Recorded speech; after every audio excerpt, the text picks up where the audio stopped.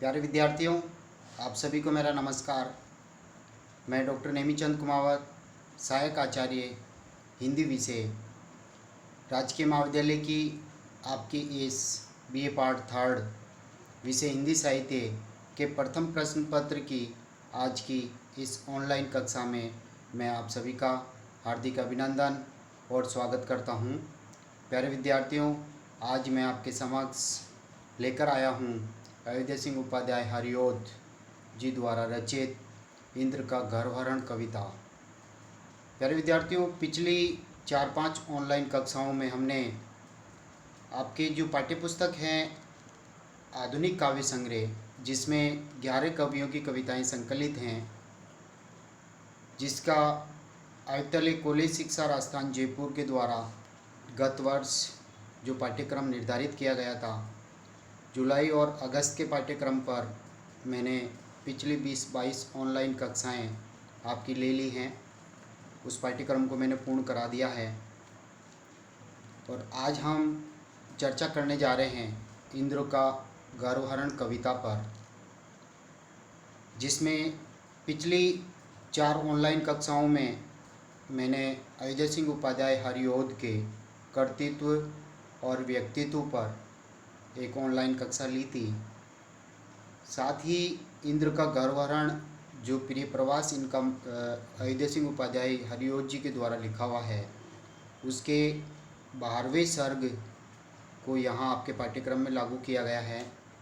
इसमें लगभग 76 पद दिए गए हैं और हर कक्षा में हम 15 पदों का अध्ययन कर रहे हैं। आज भी हम 15 पदों का अध्ययन करेंगे। पिछली जस्ट जो 3 ऑनलाइन कक्षाएं हुई थी, जिसमें मैंने 45 छंदों पर आपको विस्तार से पढ़ाया है, और आज हम 46 वाले छंद से हम आरंभ करेंगे। तो आप ध्यान से सुने। एक बार पुनः आप सभी का मैं हार्दिक अभिनंदन और स्वागत करता हूं। आज मैं आपके समक्ष अयोध्या सिंह उपाध्याय हरिओध जी के द्वारा रचित प्रिय प्रवास के 12वें सर्ग यानी इंद्र का गर्वहरण शीर्षक कविता पर मैं बात करने जा रहा हूं। तो 46 वाले छंद को हम आरंभ कर रहे हैं। देखिए, पर विपत्ति विलोक से शंख हो। श्री कृष्ण जो इंद्र भगवान का जो प्राकृतिक प्रकोप बाढ़ की आपदा के रूप में ब्रजमंडल पर बरस रहा था, और ब्रजवासी बहुत चिंतित होकर के ब्रज के राजा बाबा नंद के पास पहुँचे थे, और श्री कृष्ण ने उस जनमंडली को उद्बोधित किया, एक उनका कुशल नेतृत्व किया कि ये जो आपदा है, बाढ़ की आपदा, अतिवृष्टि की जो आपदा है, इसका कैसे प्रबंध किया जाए, कैसे इसका उपाय किया जाए। उसी का प्रसंग यहाँ चल रहा है और उसी प्रसंग के रूप में यहाँ आगे मैं पढ़ाने जा रहा हूँ। पर विपत्ति विलोक से शंख हो, अर्थात जो चिंतित होकर के, शंकाग्रस्त होकर के जो इस विपत्ति का अवलोकन कर लेता है और चिंतित होता है। शिथिल जो करता पग हस्त है, पग यानी पाँव, हस्त यानी हाथ, यानी हाथ और पैर को अब आपदा सामने समझ करके जो शिथिल कर देता है, ढीला कर देता है, हाथ पांव उसके ढीले हो जाते हैं, और उस आपदा को देख करके मनुष्य जो हताश और निराश हो जाता है, उसके लिए यहाँ पर श्री कृष्ण कह रहे हैं, अवनी में अवमानित शीघ्र हो, कवल है बनता वह काल का। अवनी यानी पृथ्वी में, अवमानित या अपमानित होकर, अर्थात ऐसा व्यक्ति जो हताश और निराश हो जाता है यदि आपदा और संकट सामने है और उसका मुकाबला नहीं करता, निष्क्रिय हो जाता है और प्राण त्यागने को आतुर हो जाता है, ऐसा व्यक्ति इस पृथ्वी पर शीघ्र ही अपमानित होकर के कवल है, कवल यानी ग्रास, बनता हुआ काल का यानी मृत्यु का ग्रास बन जाता है, यानी मृत्यु को वरण हो जाता है, मृत्यु उसको अपना लेती है। अगले 47 यानी 47वें छंद की ओर हम बढ़ रहे हैं। कब कहाँ ने हुई प्रतिद्वंदिता, यानी ब्रजवासियों को जब कृष्ण भगवान ने जब उद्बोधित किया था एक लोक सेवक के रूप में, एक लोक रक्षक के रूप में, कि किस तरह से इस आपदा से हमें प्राण रक्षा करनी चाहिए, तो वो विश्व की कई घटनाओं को लेकर के यहाँ उनको उद्बोधित करते हैं, प्रेरित करते हैं कि सारा संसार ही विपत्तियों से घिरा हुआ है। हर व्यक्ति को हर पल हर क्षण अपने प्राण रक्षा का भय बना रहता है, और क्या वह हमेशा निष्क्रिय होकर के प्राणों को त्याग देगा?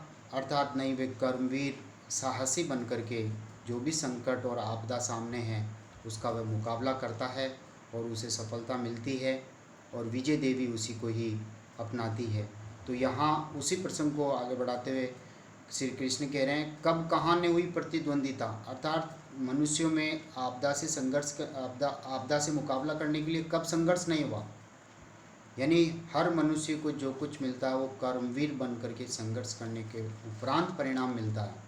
जब उपस्थित संकट काल हो, अर्थात सामने आपदा आई हुई है, अतिवृष्टि की आपदा, बाढ़ की आपदा आई हुई है यहाँ पर ब्रजमंडल में, तो यहाँ संघर्ष करना ही पड़ेगा।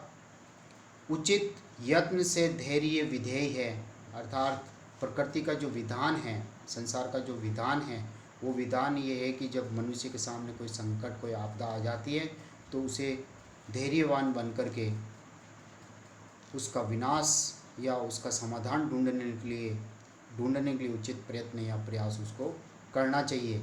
ये प्रकृति का एक आवश्यक नियम है। और इस विधान के खिलाफ जो चल के जो धैर्य खो देता है, प्रयत्न नहीं करता, उपाय नहीं करता, और वो फिर शीघ्र ही काल कवलित हो जाता है, यानी मृत्यु को प्राप्त हो जाता है। उस घड़ी सब मानव मात्र का एक ही लक्ष्य है, एक ही उद्देश्य बनता है। ये प्रकृति का विधान है कि उसे उचित प्रयत्न करके उस समस्या का समाधान करना चाहिए। जो यहाँ बाढ़ की जो आपदा आई हुई है उसका उचित प्रबंध यही है कि मानव मात्र को आवश्यक प्रयत्न करते हुए अपनी प्राण रक्षा करनी चाहिए। हम अगले 48 वाले छंद की ओर बढ़ रहे हैं। सुफल जो मिलता इस काल है, अर्थात कहने का तात्पर्य जो आपदा आई हुई है और मनुष्य प्रयत्न करता है, कर्मवीर बन करके, साहसी बन के सदैव प्रयत्नशील रहता है, तो उस समय जो उसे फल मिलता है, समझना न उसे लघु चाहिए, अर्थात उसे छोटा सा फल नहीं समझना चाहिए। प्रयत्न के उपरांत जो फल प्राप्त हुआ उसे बड़ा मानना चाहिए।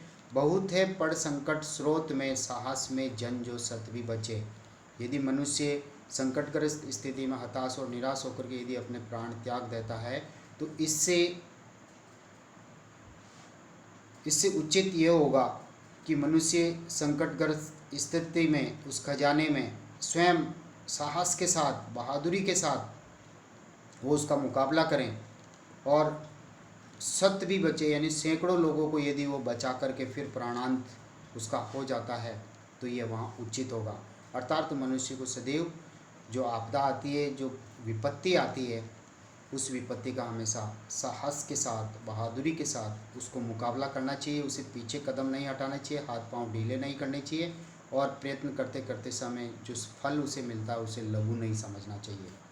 प्यारे विद्यार्थियों, 49 वाले छंद की ओर हम बढ़ रहे हैं। 49वां छंद है, इसलिए तज निंद्य विमूढ़ता।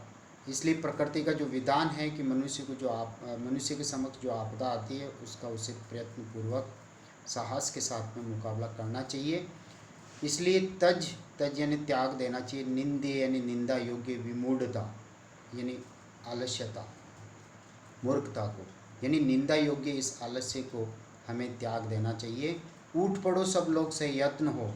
और जो आपदा आई हुई है यहाँ पर इंद्र भगवान के रूप में, इंद्र भगवान ने जो अतिवृष्टि की जो आपदा ब्रजमंडल में जो पैदा की है, उसके लिए सभी को सप्रयत्न यानी प्रयत्नशील होकर के उसका मुकाबला करने के लिए, उसका विनाश करने के लिए खड़ा हो जाना चाहिए, कटिबद्ध हो जाना चाहिए।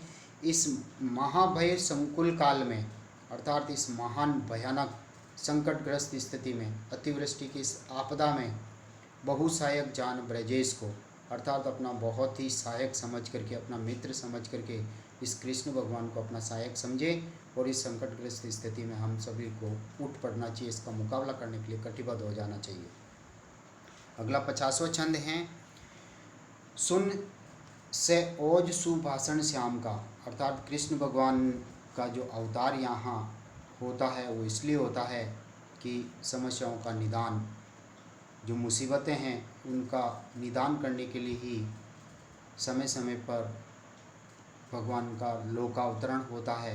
और कृष्ण भगवान का अवतरण भी इसलिए हुआ है कि ब्रजभूमि इसमें पृथ्वी तल पर जो दुख हैं उन दुखों को मिटाने के लिए ही ईश्वर का अवतार होता है। तो कृष्ण भगवान ने कर्तव्यनिष्ठ होकर के एक लोक नायक की भूमिका यहाँ निभाई है। और एक लोकनायक कुशल नेतृत्वकर्ता, कुशल प्रबंधक होता है। तो यहाँ जनमंडली का उन्होंने कुशल नेतृत्व किया। तो कृष्ण भगवान ने जो प्रबोधित करते हुए ओजस्वी उद्बोधन दिया, ओजस्वी भाषण दिया, उससे सारी जनमंडली प्रबोधित हो गई। जिस तरह से एक सेनापति अपनी संपूर्ण सेना को दुश्मन का मुकाबला करने के लिए ओजस्वी भाषण देता है, ओजस्वी उद्बोधन देता है, जिससे सब में जोश भर जाता है, सब में कर्मवीरता की भावना, साहस और प्रयत्न की भावना आ जाती है। ऐसा ही कृष्ण ने यहाँ पर किया। तो सुन से ओज सुभाषण श्याम का, अर्थात कृष्ण का ओजस्वी भाषण सुन करके बहु प्रबोधित हो जनमंडली, अर्थात ब्रजवासियों की जो मंडली थी, जो बाबा नंद के पास इस चिंताग्रस्त स्थिति में उपस्थित हुई थी, वो अत्यंत प्रेरित हुई कृष्ण के उद्बोधन से। गृह गई पढ़ मंत्र प्रयत्न का, और ये मंत्र पढ़ा उन्होंने कि हमें इस आपदा का प्रयत्न करना चाहिए, इसके विनाश हेतु हमें कटिबद्ध हो जाना चाहिए, लगातार प्रयत्न करने पर ही हमें सफलता मिलेगी। तो अपने अपने घर वो प्रयत्न का मंत्र पढ़ करके, प्रयास का, कर्मवीर बनने का मंत्र पढ़ करके वो अपने घर गए। लग गई गिरी और प्रयाण में, और गोवर्धन पर्वत की शरण में जाने के लिए वो कटिबद्ध हो गए, तैयारी करने लगे, कूच करने लगे। बहु चुने दृढ़ वीर सुसाहसी सबल गोप लिए बलवीर भी, और कृष्ण के जो भाई बलराम जी जो हैं, उन्होंने भी ताकतवर, मजबूत, सुदृढ़, वीर और साहसी ग्वालों की एक मंडली तैयार की। उनमें से उनको चुन चुन करके उन्होंने इकट्ठे किया कि आप लोग सभी की सहायता करने में सक्षम हैं।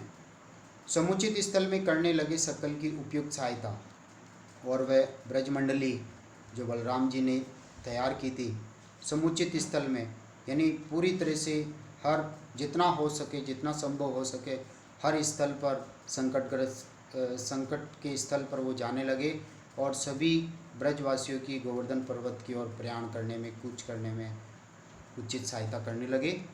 सलिल प्लावन से अब थे बचे, लघु बड़े बहु उन्नत पंथ जो, सब उन्हीं पर हो सतर्कता, गमनते करते गिरी अंक में। और सारे ब्रजवासी अपने प्राण की रक्षार्थ अतिवृष्टि जो इंद्र भगवान ने यहाँ पर अपने घमंड से ब्रजमंडल पर जो उपस्थित की है, ब्रजभूमि पर जो अतिवृष्टि फैलाई है वर्षा के जल के रूप में, कृष्ण भगवान ने उस घमंड का हरण किया था अपने कुशल नेतृत्व, कुशल प्रबंध से। जनसेवक के रूप में एक लोकनायक का चरित्र यहाँ उभर कर उनका आता है। तो देखिए, सलिल प्लावन से अब थे बचे, अर्थात जल के फैलने से जो स्थान अब तक बचे हुए हैं, लघु बड़े अर्थात छोटे बड़े जो रास्ते हैं, ऊंचे ऊंचे रास्ते, सब उन्हीं पर हो सतर्कता, और उन्हीं रास्तों पर को अपनाते हुए, उन्हीं रास्तों पर आगे बढ़ते हुए सतर्कता के साथ, सावधानी के साथ सभी गोकुलवासी जो है गमनते करते गिरी अंक में, अंक यानी गोद में, अर्थात गोवर्धन पर्वत की कोख में, गोद में जाकर के सभी शरण करने का प्रयत्न कर रहे थे। उन्हीं ऊंचे ऊंचे मार्गों से होते हुए गोवर्धन पर्वत की ओर जा रहे थे। यदि ब्रजाधिप के प्रिय लाडीले, ब्रज के अधिपति बाबा नंद के प्रिय लाडीले यानी प्रिय पुत्र, पतित का करते गए थे कहीं, यानी कोई जल में उस मार्ग पर आगे बढ़ते हुए जल में कहीं रास्ता भटकते हुए गिर रहा हो, डूब रहा हो, तो पतित का यानी गिरते हुए का, कर थे कर यानी हाथ, हाथ थे गहते गहते यानी पकड़ते, तो गिरते हुए का वो हाथ पकड़ कर तो उसको संबल देते, उसे सहारा देते, उसे सही मार्ग पर वो आगे बढ़ने हेतु प्रेरित करते। उदक में घुस तो करते रहे वह कहीं जल बाहर मग्न को, और कोई जल में गिर कर के कोई डूब रहा हो तो उस डूबते हुए को स्वयं श्री कृष्ण जल में घुस जाते थे, जल में प्रवेश करते हुए उस डूबते हुए का सहारा बनते, संबल बनते, और उसे जल से बाहर करके उसे सही रास्ता दिखाते, उसकी रक्षा करते। पहुँचते बहुधा उस भाग में बहु अकिंचन थे रहते जहाँ, न केवल कृष्ण ने समर्थ ब्रजवासियों की रक्षा की थी, बल्कि जो असहाय बेसहारा लोग जिनके और कोई संबल नहीं, वहाँ पर भी उस बाग में भी कृष्ण उपस्थित हो जाते थे। बहु अकिंचन रहते, जहाँ ऐसी बस्तियों में जहाँ बेसहारा लोग रहते थे, वहाँ पर भी श्री कृष्ण उनकी समुचित सहायता करने के लिए तुरंत पहुँच जाते थे।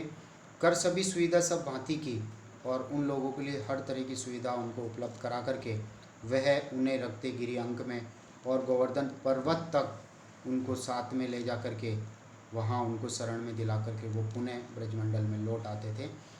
तो किस तरह से श्री कृष्ण ने अपने प्रत्येक ब्रजवासी जन की उन्होंने रक्षा की थी, अपना जनसेवक चरित्र यहाँ व्यंजित होता है।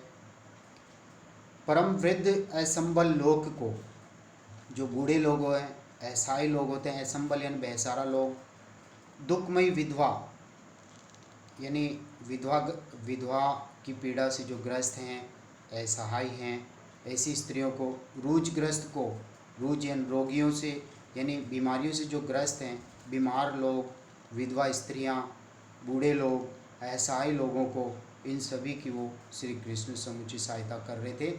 वन सहायक तक पहुँचा रहे, उनके सहायक बन करके उनकी मदद करते हुए गिरीशु गौवर में कर यत्न वे, वह प्रयत्न करके कर्मवीर बन करके गोवर्धन पर्वत की सुंदर गुफा में उन सभी को शरण दिला देते थे, अर्थात उन सभी की रक्षा में श्री कृष्ण कटिबद्ध थे। अगले 56 वाले पद की ओर हम बढ़ रहे हैं। यदि दिखा पड़ती जनता कहीं, कुपथ में पड़ के दुख भोगती, और यदि पगडंडियों पर ऊंचे ऊंचे जो मार्ग जल में डूबने से जो बचे थे, उस रास्ते पर आगे बढ़ते बढ़ते यदि कोई जनता कहीं भटक रही थी, पथभ्रष्ट हो रही थी, कुपथ में यानी बुरे मार्ग में पड़ के वो दुख भोगती हुई यदि श्री कृष्ण को दिखाई देती, तो पथ प्रदर्शन थे करते उसे तुरंत जो उस ठोर ब्रजेंद्र झा, ब्रजेंद्र ब्रज के इंद्र यानी श्री कृष्ण उस ठोर यानी उस जगह पर तुरंत पहुंचते थे और उन सभी का उचित पथ प्रदर्शन करते थे, उनको सही मार्ग दिखाते थे कि इस मार्ग पर आप आगे बढ़ें और गोवर्धन पर्वत की शरण की ओर गमन करें। तो यहाँ पर भी श्री कृष्ण एक कुशल नेतृत्वकर्ता, कुशल प्रबंधन, कुशल मार्गदर्शक का चरित्र यहाँ उभर करके आता है। अगला 57वां छंद देखिए। जटिलता पथ की तम गाढ़ता, यानी मार्ग जो था वो दुर्गम था, उबड़ खाबड़ था। तम गाढ़ता यानी घना अंधेरा वहाँ छाया हुआ था। उदक पात, लगातार जल वर्षण हो रहा था। पात यानी गिरना, उदक यानी जल। प्रभंजन भीम था और आंधी तूफान की भयंकरता। मिलित थी सब साथ, यानी कहने का तात्पर्य जो भौतिक तत्व हैं, पंच भौतिक तत्व आकाश, वायु, अग्नि, जल, पृथ्वी, इन सभी ने मिल करके भैरव रूप धारण कर लिया था, भयंकर रूप धारण कर लिया था। इन सब ने मिल करके ये प्राकृतिक आपदा उपस्थित की हैं। इंद्र भगवान ने इन सभी को प्रेरित किया। तो आकाश मार्ग से लगातार जल वर्षण, बिजलियों का गर्जना, बादलों का जमघट और पृथ्वी तल पर बिजलियों का गिरना, तेज आंधी तूफान का चलना, इन सभी ने मिलकर के ये भयंकर बाधा उपस्थित की है। तो ऐसी भयंकर स्थिति में अतः प्रति घटी यानी प्रत्येक क्षण, हर घड़ी दुखमय घटना प्रति पथ में कभी भी घटित हो सकती थी, यानी दुखद घटना ऐसी स्थिति में हर रास्ते में कभी भी घटित हो सकती थी। इसलिए श्री कृष्ण ने हर संभव सबकी अपने साहस का, अपनी कुशलता का, कुशल प्रबंध का परिचय देते हुए सबकी रक्षा की। पर सुसाहस से, सुप्रबंध से ब्रज विभूषण के जन एक भी तन ने त्याग सका, जलमग्न हो मर सका गिरी के ने गिरिंदर से। बहुत ही उत्तम कोटि की बात यहाँ अजय सिंह उपाध्याय जी ने की है। श्री कृष्ण का यहाँ पर चरित्र उभरता है, एक सच्चे लोकनायक का, एक सच्चे जनमसीहा का, एक लोक रक्षक का, एक कुशल नेतृत्वकर्ता का, एक किसी आपदा का कुशल प्रबंधकर्ता का। देखिए, पर सुसाहस, साहसी कृष्ण ने अपने सुसाहस का परिचय देते हुए, अपने सुप्रबंध कौशल का परिचय देते हुए इस अतिवृष्टि की इस आपदा का प्रबंधन किया है। और उससे ब्रज विभूषण के जन एक भी, यानी कृष्ण के एक भी जन, एक भी ब्रजवासी तन ने त्याग सका, अर्थात ने तो मृत्यु को प्राप्त हो सका, जलमग्न हो, अर्थात जल में डूब करके कोई भी नहीं मर सका। इस जल वर्षण से, इस अतिवृष्टि से, इस बाढ़ के हालात में श्री कृष्ण के कुशल नेतृत्व से, कुशल प्रबंध से, कुशल साहस के परिचय से एक भी व्यक्ति, एक भी ब्रजवासी मर नहीं सका। मर सका गिरिके ने गिरिंद्र से, और गोवर्धन पर्वत की शरण लेते हुए, ऊंचे उबड़ खाबड़ रास्तों से जाते हुए या गोवर्धन पर्वत की गुफाओं में शरण लेते हुए एक भी वहाँ से फिसल करके कोई भी नहीं गिर सका, किसी के कोई भी चोट नहीं लगी, कोई भी हादसा किसी के साथ घटित नहीं हुआ। ये श्री कृष्ण के कुशल प्रबंधन का ही परिणाम था। फलद संबल लोचन के लिए, यानी फलद यानी रोशनी, संबल यानी सहारा, लोचन यानी नेत्रों के लिए रोशनी का वहाँ कोई सहारा नहीं था, केवल एकमात्र सहारा था क्षण प्रभा यानी बिजली। क्षण प्रभा अतिरिक्त न अन्य था, अर्थात बिजली की चमक से जो रोशनी हो रही थी उसके सिवाय वहाँ कोई भी आंखों के लिए देखने के लिए कोई भी रोशनी नहीं थी। यानी मार्ग में पथ प्रदर्शन का एकमात्र सहारा बिजलियों की चमक थी और बिजली की रोशनी में ही आगे का रास्ता दिखाई दे रहा था। तदपि साधन में प्रति कार्य के, यानी फिर भी हर उपाय में, हर कार्य का श्री कृष्ण ने उपाय किया, सफलता ब्रज वल्लभ को मिली। अर्थात इंद्र भगवान का जो घमंड था वो अतिवृष्टि के रूप में, बाढ़ के रूप में ब्रजमंडल में, ब्रजभूमि में उपस्थित हुआ था, और इंद्र भगवान कुपित होकर के, क्रोधित होकर के एक तरह से ब्रजभूमि को जल में डुबा करके मार देना चाहते थे। तो ये जो घमंड था इंद्र का, उसको श्री कृष्ण ने अपने कुशल नेतृत्व, कुशल प्रबंधन, सुसाहस से उस घमंड का हरण किया और गोवर्धन पर्वत पर सभी को शरण दिला करके सभी की रक्षा की थी। तो सफलता ब्रज वल्लभ यानी ब्रज के स्वामी को सफलता हर कार्य में मिली, हर उपाय में मिली। परम सिक्त हुआ वपु वस्त्र था, वपु यानी शरीर। श्री कृष्ण ने जो वस्त्र पहन रखे थे, सुंदर वस्त्र, वो भी वर्षा जल से भीग गए थे। गिर रहा सिर ऊपर वारी था और लगातार जल वर्षण हो रहा था। इंद्र का घमंड जो है वर्षा के जल के रूप में लगातार उनके सिर पर गिर रहा था। लग रहा अति उग्र समीर था, और तेज तीव्र गति से जो हवाएं चल रही थी, आंधी तूफान चल रहा था, वो भी अत्यंत उग्र होकर के परम विराम ने था ब्रजबंधु को। फिर भी श्री कृष्ण को बिल्कुल भी चैन नहीं था, उन्होंने बिल्कुल भी आराम नहीं किया। ब्रजवासियों की रक्षा करते करते उनको कभी थकान भी नहीं हुई। पहुँचते हुए थे सर्ववेग से, फिर भी इतनी बाधाएं उपस्थित होने के उपरांत भी श्री कृष्ण बाण की तरह तीव्र गति से हर संकटग्रस्त स्थिति में, हर जगह, हर की सहायता करने के लिए पहुंच जाते थे। विपद संकुल आकुल ओक में, विपद यानी आपदा, यानी संकटग्रस्त, संकट की स्थिति में जो व्याकुल थे उस घर में वह तुरंत पहुंच जाते थे।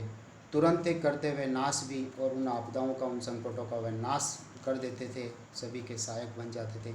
परम वीर समान विपत्ति का, अर्थात एक श्रेष्ठ कर्मवीर की भांति कृष्ण ने अपने साहस का परिचय देते हुए हर विपत्ति का विनाश किया और सभी के सहायक बन के सबको गोवर्धन पर्वत पर सुरक्षित पहुंचा दिया। लक अलौकिक स्फूर्ति तु सुदक्षता, अर्थात लक यानी देखकर, अलौकिक जो इस लोक के प्राणी के द्वारा संभव नहीं है, ऐसी स्फूर्ति यानी फुर्तीलापन, सुदक्षता यानी प्रवीणता, कुशलता, पारंगतता, कृष्ण के कुशल नेतृत्व और उनके फुर्तीलेपन और उनकी अलौकिक स्फूर्ति को देख करके चकित स्तंभित गोप समूह था। सारे ग्वाले जो है आश्चर्यचकित हो रहे थे, अचंभित हो रहे थे कि कृष्ण में इतनी ताकत, इतनी स्फूर्ति और इतनी अलौकिकता और इतनी दक्षता और कुशल प्रबंध कहाँ से आ गया। ये तो अभी बालक रूप में हैं, इनकी किशोरावस्था ही है अभी। अधिकतः बंधता ये ध्यान था, ब्रज विभूषण शतश बने। ये 62 वाला छंद देखिए। सबका एक ही ओर ध्यान केंद्रित हो रहा था कि ये कृष्ण एक नहीं बल्कि ये सैकड़ों कृष्ण हैं जो हर जगह अपनी उपस्थिति दिखा रहे हैं, और हम सभी की इन्होंने मदद की और हम सभी की ये सहायता करने के लिए हर जगह पहुंच जाते हैं। इसलिए कृष्ण अकेले नहीं बल्कि सैकड़ों कृष्ण उपस्थित हो गए हैं। यहाँ जो पौराणिक कथा है वो कथा ये थी कि इन गोवर्धन पर्वत की पूजा करने के लिए कृष्ण भगवान ने गोकुलवासियों को कहा था कि इंद्र की पूजा बंद कर दीजिए और आप गोवर्धन पर्वत की पूजा कीजिए। इससे इंद्र भगवान कुपित हो गए, क्रोधित हो गए और उन्होंने जल वर्षण करके ब्रजमंडल को वो डुबो देना चाहते थे। विनाश कर देना चाहते थे। इस विनाश लीला का हरण और इंद्र के घमंड का हरण कृष्ण भगवान ने गोवर्धन पर्वत को अपनी कनिष्ठा उंगली पर उठा करके ब्रजवासियों की रक्षा की थी। लेकिन इस कथा में, पौराणिक कथा में, अयोध्या सिंह उपाध्याय जी ने नवीनता और मौलिकता का परिचय देते हुए नवीन उद्भावना की है कि कृष्ण सैकड़ों बन गए हैं। तो वैसे लोकावतार हैं, उसे हर जगह उनकी उपस्थिति को देखते हुए यहाँ पर सैकड़ों कृष्ण की नवीन उद्भावना है। देखिए 63 वाले छंद को, सैदन गोधन को पूर्व ग्राम को जलज लोचन ने कुछ काल में कुशल से गिरि मध्य बसा दिया, लघु बना पवनादि प्रमाद को। सैधन यानी धन सहित, संपत्ति सहित, गोधन गायों को साथ लेते हुए, पूर्व ग्राम को यानी इन नगर गोकुलवासियों के धन संपत्ति सहित, उनके गायों सहित ही जलज लोचन ने यानी कमल के समान नेत्रों वाले श्री कृष्ण ने कुछ ही समय में सभी को इस विपदा से बचने के लिए प्राण रक्षा हेतु गोवर्धन पर्वत की शरण दिलाई। जलज के समान नेत्र यानी कमल के समान नेत्र यहाँ उपमा अलंकार हैं। कुशल से गिरि मध्य बसा दिया यानी अत्यंत कुशल प्रबंध और आपदा प्रबंधन की कला में कुशल, और कुशल नेतृत्व क्षमता से, सुसाहस से, सुप्रबंध से, अपने जन सेवक रूप से और लोक कल्याणकारी रूप से उन्होंने सभी ब्रजवासियों को गोवर्धन पर्वत के मध्य बसा दिया। लघु बना पवनादि प्रमाद को, और जो हवा का जो प्रवाह है, तेज आंधी तूफान, उस प्रवाह को भी उन्होंने अपने फुर्तीलेपन से लज्जित करते हुए, कम करते हुए उन्होंने अपनी स्फूर्ति और वेग का परिचय देते हुए सभी ब्रजवासियों को गोवर्धन पर्वत पर शरण दी।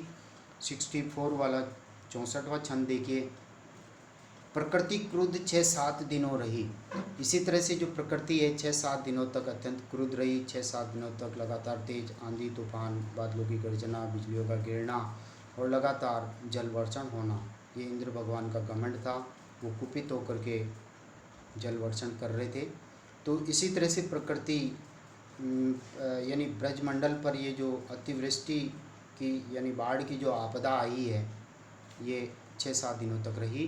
कुछ प्रभेद हुआ ने प्रकोप में, और इस देवीय प्रकोप में, देवीय बाधा में कुछ भी अंतर नहीं आया। 6-7 दिनों तक ऐसा ही जल वर्षण लगातार हो रहा था।